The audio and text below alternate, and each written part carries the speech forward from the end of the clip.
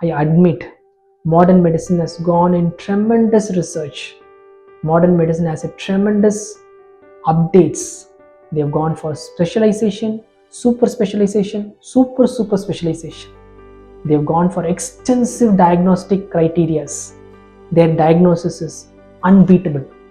The diagnosis is precision. But I'll ask you, my dear friend, can you tell one thing?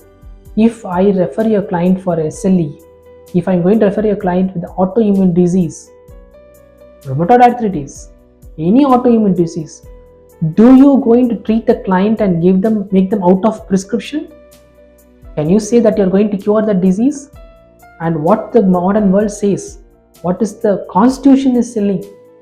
You don't give any assurance to the client that you can get rid of this disease, reverse this disease, permanently cure this disease. All these are all controversies. See, we need to understand. In allopathy, there is a huge advancement has taken place in the diagnosis, evaluation, screening, treatments.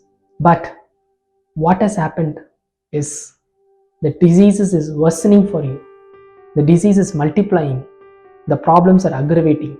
You invent insulin with the intention that you can cure diabetes or control the diabetes. What has happened?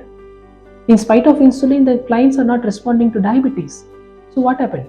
You started inventing continuous insulin pump, insulin infusion, automated insulin. So what is happening? Where are we landing? You are not able to put a full stop. You are not able to put the end for the disease. So unless you secure to our traditional life, this is not going to come to an end. This is what Ayurveda is going to speak.